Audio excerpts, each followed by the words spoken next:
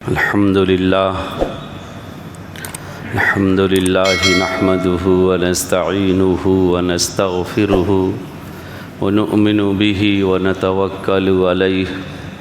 ونعوذ بالله من شرور أنفسنا ومن سيئات أعمالنا من يهده الله فلا مضل له ومن يضلله فلا هادي له ونشهد أن لا إله إلا الله وحده لا شريك له ونشهد أن سيدنا ومولانا محمدا عبده ورسوله أما بعد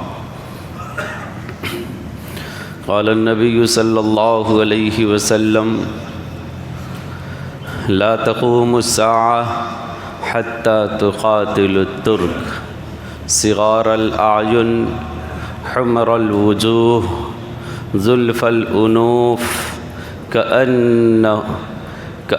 وجوههم المجان المترقة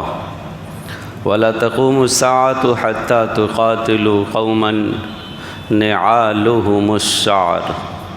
أو كما قال صلى الله عليه وسلم رواه البخاری۔ ابھی جو میں نے حدیث تلاوت کی یہ بخاری شریف کی حدیث ہے۔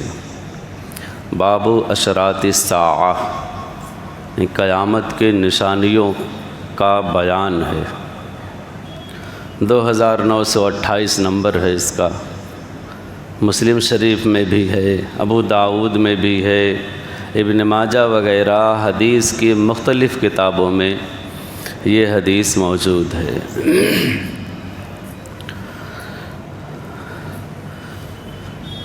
سلسلہ قرب قیامت میں سے 5 علامتیں چونکہ مذکور ہو چکی، علامات بعیدہ کی 6ٹھی علامت فتنہ تاتار ہے، تاتاریوں کا فتنہ ہے، جو اس حدیث میں مذکور ہے کہ مدنی آقا محمد الرسول اللہ صلی اللہ علیہ وسلم نے ارشاد فرمایا کہ قیامت قائم نہیں ہوگی، قیامت نہیں آئے گی تب تک جب تک کہ تم ترکوں سے جنگ نہ کر لو۔ آگے ان ترکوں کی صفات بیان کی گئی کہ چھوٹی چھوٹی آنکھوں والے ہوں گے، ناک چپٹی ہوئی ہوگی، سرخ چہرے والے ہوں گے، اور ان کے چہرے ایسے ہوں گے جیسے تہ بتہ چمڑا لاد دیا جائے، خوب بھاری بھرکم چہرہ ہوگا، اور وہ پیروں میں بالوں کا جوتا پہنتے ہوں گے۔ یہ ان کی علامات بیان کی گئی ان ترکوں کی، کہ جب تک ان ترکوں سے مسلمانوں کی جنگ نہ ہو جائے گی تب تک قیامت قریب نہیں آئے گی، تو قیامت نہیں آئے گی۔ یعنی قرب قیامت کی علامتوں میں سے ایک علامت یہ یعنی فتنہ تاتار ہے۔ فتنہ تاتار کیوں کہہ رہا ہوں کہ اس دور کے ایک بہت بڑے محدث علامہ نووی رحمۃ اللہ علیہ، جو مسلم شریف کے شارح ہیں، شرح کرنے والے، مسلم شریف جو کتاب ہے حدیث کی اس کی شرح لکھنے والے ایک بہت بڑے محدث علامہ نووی رحمۃ اللہ علیہ ہیں، جو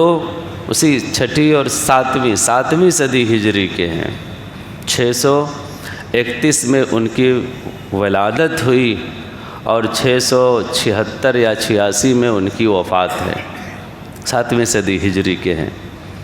عیسوی اعتبار سے آپ کہہ لو کہ 13ویں صدی عیسوی کا یہ واقعہ ہے، 1238 کے آس پاس کا، کہ ایک قوم جس کو تاتاری کہا جاتا ہے،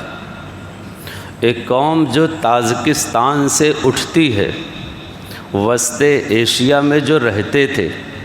جس کو منگولیا کہا جاتا ہے، صحرائے گوبی کہا جاتا ہے، اور اسی کی نسل سے بعد میں چنگیز خان اور ہلاکو خان وغیرہ ہوئے ہیں کہ یہ تاتاری قوم اس وقت تاجکستان سے وسط ایشیا سے اٹھی اور دیکھتے ہی دیکھتے عالم اسلام میں جتنے ممالک تھے، جتنے خلیفہ تھے، جہاں جہاں پر مسلمان تھے، سارے ملکوں کو، سارے شہروں کو تہہ تیغ کر دیا۔ ایک بھی مسلمان چھوڑتے نہیں تھے، جس علاقے سے گزرتے تھے تو ظلم کی انتہا کرتے ہوئے گزر جاتے تھے۔ ان کے سامنے چاہے چھوٹا ہو چاہے بڑا ہو، بچہ ہو یا عورت ہو، جوان ہو بوڑھا ہو، جو بھی ملتا تھا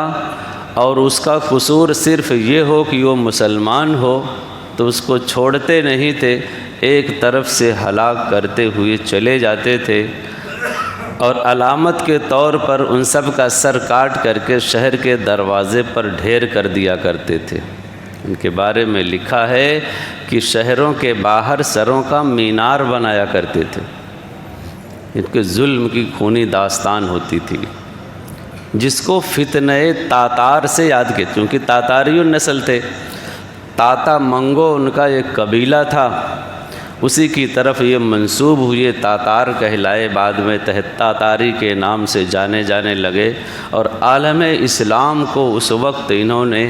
7ویں صدی ہجری میں 13ویں صدی عیسوی میں عالم اسلام کو تہوبالا کر کے رکھ دیا۔ علامہ نووی رحمۃ اللہ علیہ کہتے ہیں کہ حدیث مبارکہ کے اندر جو اللہ کے رسول صلی اللہ علیہ وسلم کا معجزاتی بیان ہے، تو معجزہ ہی نہ ہے اللہ کے رسول کا، اللہ کے رسول 700 ساڑھے 600 سال پہلے ایک مطلب بات بتا دیں، پیشن گوئی کر دیں کہ مسلمانوں کی جنگ، اہل اسلام کی جنگ ترکوں سے ہوگی، اور وہ چیز 650 سال بعد واقعی ظاہر ہو تو اللہ کے رسول کا یہ بھی ایک معجزہ ہے۔ امام نووی رحمۃ اللہ علیہ نے وہی لکھا ہے کہ اللہ کے رسول کے معجزوں میں سے ایک معجزہ اس بات کی پیشن گوئی بھی کرنا تھا کہ مسلمانوں کی جنگ ترکوں سے ہوگی۔ اور علامہ نووی رحمۃ اللہ علیہ نے لکھا کہ یہ ساری صفات، صغار العیون، چھوٹی چھوٹی آنکھوں والے، حمر الوجوہ، ان کے چہروں پر حمری سرخی آئی ہوئی، اور ان کا چہرہ بھاری بھرکم، زلف العیون، انوف، ناک چپٹی ہوئی اور چہرہ بھاری بھرکم، ایسے لوگ جو پیروں میں اور اپنے اوپر بال کا، کھال کا جوتا اور کپڑا پہنتے ہوں، یہ لوگ ہیں ترک جن سے مسلمانوں کی جنگ ہوگی۔ امام نووی رحمۃ اللہ علیہ نے لکھا کہ یہ ساری صفات ان تاتاریوں کے اندر موجود تھیں۔ اس لیے علامہ نووی رحمۃ اللہ علیہ نے کہا کہ یہ پیشن گوئی بھی کہ ترکوں سے مسلمانوں کی جنگ ہوگی اس 7ویں صدی ہجری میں پوری ہو گئی، اور امام نووی رحمۃ اللہ علیہ نے کہا کہ میں نے بذات خود اپنی آنکھوں سے دیکھا، اس حدیث کا ان ترکوں سے موازنہ کیا، اور واقعی یہ ساری صفات ان ترکوں کے اندر موجود تھی۔ گویا کہ یہ علامت بھی قیامت کی مکمل ہو چکی اور تمام علامتوں کی طرح۔ اور آج بھی وہ تاتار قوم باقی ہے، لیکن اللہ کا کرنا ایسا ہوا، مشیت ایزدی ایسی کہ جن ترکوں نے اسلام کا، کہہ لیجیے مسلمانوں کا تہوبالا کیا تھا، اللہ نے انہی ترکوں کو اسلام اور ایمان کی دولت سے سرفراز کیا۔ ایک وقت بعد میں وہ آیا، اور بعد میں انہی ترکوں سے جو مسلمان ہوئے، اللہ رب العزت نے اسلام کی ایسی مدد فرمائی کہ رہتی دنیا تک کے لیے مثال دی جاتی۔ خلافت عثمانیہ آپ دیکھیں، یہ وہی لوگ تھے جو ایک دور میں جن کے باپ دادا مسلمانوں کو جینے کا حق نہیں دیتے تھے، اسلام اور شریعت کے نام سن کر کے جن کو چڑ ہوتی تھی ان کے آبا و اجداد،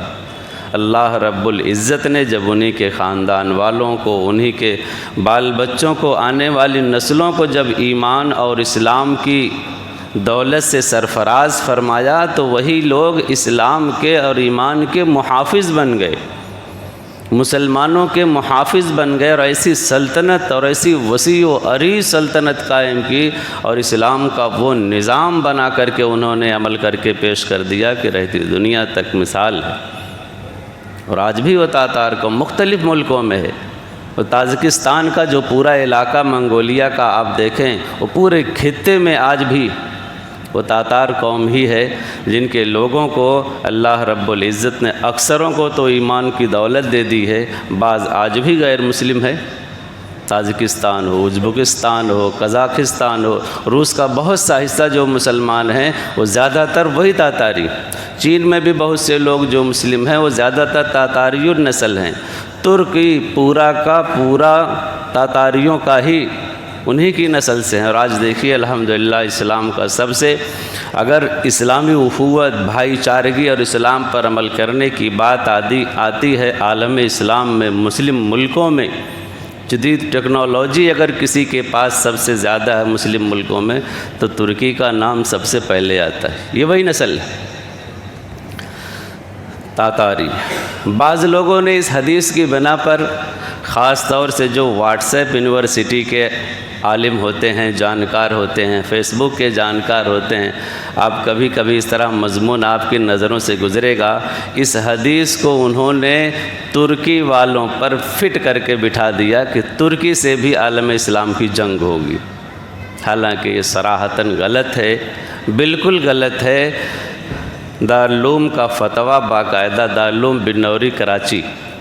کا فتویٰ باقاعدہ اس حدیث کو پیش کر کے منگایا گیا کہ اس حدیث کے اندر کیا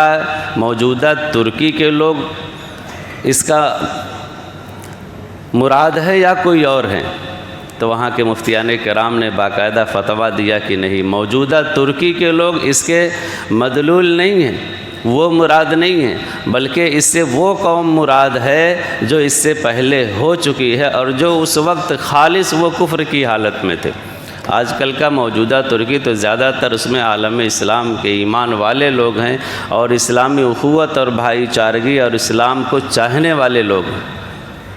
لہذا اس حدیث کا مصداق ترکی والوں سے جنگ ہو ایسا نہیں، ہاں ترک کی نسل سے ہیں، اس لیے وہ ساری صفات ان تمام ترکوں میں موجود ہے جو جس علاقے کا ہوتا ہے، جس خطے کا ہوتا ہے، تو علاقائی خطہ اور علاقائی جو چیزیں ہوتی ہیں وہ ہر ایک کے اندر موجود ہوتی ہیں۔ تو اگرچہ یہ صفات ان کے اندر موجود ہیں لیکن اس کا مصداق موجودہ ترکی لوگ، موجودہ ترک لوگ نہیں ہیں۔ امام نووی رحمۃ اللہ علیہ نے اسی بات کو صاف کیا ہے کہ اس حدیث کا مصداق ہمارے زمانے کے وہ لوگ ہیں جو تاتاری النسل ہیں اور جنہوں نے اسلام اور اسلامی ملکوں کو تہوبالہ کیا۔ ہم نے اس کی ایک مثال ابھی 2 سال میں دیکھا ہے اور اس کا وہ ادنا سا کہہ لیجئے کرشمہ ہے۔ تاتاری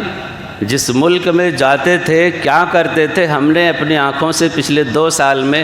اسرائیل کا ظلم فلسطینیوں کے یہاں دیکھا ہے۔ یہ کہہ لیجئے کہ اس کا عشر عشیر ہے، یہ کہہ لیجئے 20%، 10% ہے۔ آپ نے دیکھا ہوگا کہ اسرائیلیوں کا بم، راکٹ اور ان کے میزائلیں جاتی ہیں اور اہل فلسطین کو بلا کسی تمیز کے، بچہ ہو، بوڑھا ہو، عورت ہو، جو بھی ہو، دھڑام ان کے پر کھچے اڑا دیتی تھی۔ ہاتھ ادھر جا رہا ہے، سر ادھر جا رہا ہے۔ ایک تصویر تو ایسی آپ نے دیکھا ہوگا کہ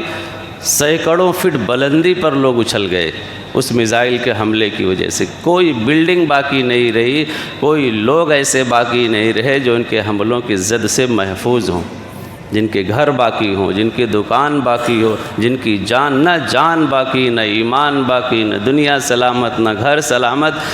کھانے پینے کے محتاج لالے پڑے تھے۔ پچھلے 2 سالوں میں دنیا نے یہ منظر دیکھا اور لاکھوں لوگ بھیٹ چڑھ گئے اس ظلم کی۔ اور آج بھی لوگ اس کو روک نہیں سک رہے ہیں۔ پوری دنیا کا نظام بنانے کہنے کو تو بہت بھاری نظام بنا ہوا ہے، لیکن کچھ نہیں ہے، اس کے آگے سب بے بس ہیں۔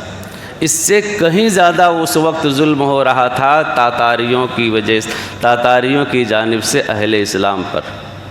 آپ چھوٹی سی مثال اس کو دیکھ کر کے سمجھ سکتے ہیں کہ تاتاریوں کا ظلم اس وقت کیا رہا ہوگا۔ تو بہرحال بتانے کا یہ مقصد ہے کہ قرب قیامت کی علامتوں میں سے چھٹی علامت فتنہ تاتار ہے، اور یہ بھی مکمل ہو چکی، یہ بات مکمل ہو گئی۔ باقی اس کے بعد والے ہفتے میں 7ویں علامت انشاءاللہ۔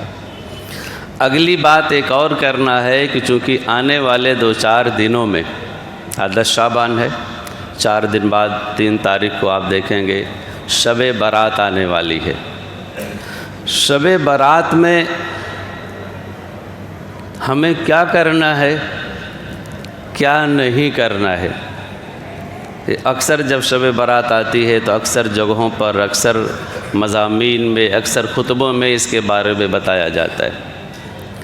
صرف اتنا بتانا ہے کہ ہم شب برات کو شب برات کی طرح گزاریں